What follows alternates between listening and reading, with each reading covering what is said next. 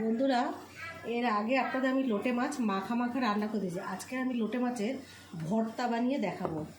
আলু নিয়েছি 500 মতো কুচিয়ে, পেঁয়াজ নিয়েছি 250 মতন, আর বেশি করে কাঁচা লঙ্কা, রসুন বা বেট থেতো করে রেখেছি, আদা থেতো করে রেখেছি, আর 1 কেজির মতো লোটে মাছ নিয়েছি। নুন লাগবে, হলুদ লাগবে, আর তেল, আর কোনো মশলা নয়। আর নামাবার সময় শুধু গোলমরিচ দিয়ে নামাতে হবে।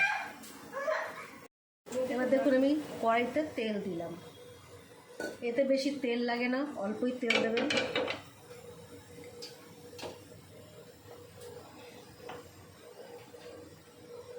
আমি আলুগুলো দিয়ে দিচ্ছি।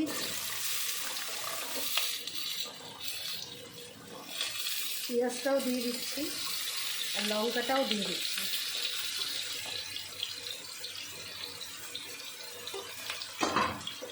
ভাজবেন না, দেখুন আমি হালকা করে একটু করে রয়েছি, মানে নাড়িয়ে চেড়ে একটু করে রয়েছি।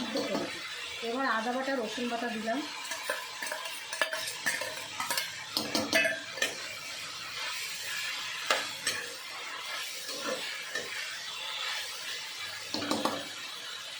এবার আমি লোটে মাছটা ঢেলে দিলাম।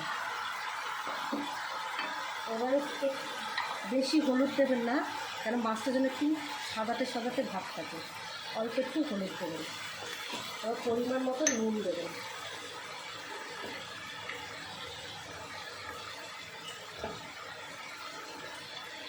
এবার আমি এটাকে নাড়িয়ে চাড়িয়ে ঢাকা দিয়ে রাখবো।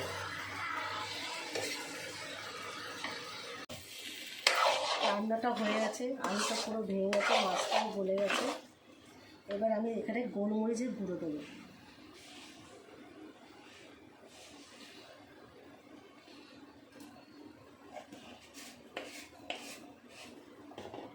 এটা নাড়িয়ে চাইব, আর একটু টানবে।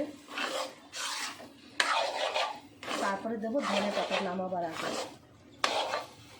পুরো এইভাবে করতে হবে, সাদাটে সাদাটে, কোনো মশলা নেই।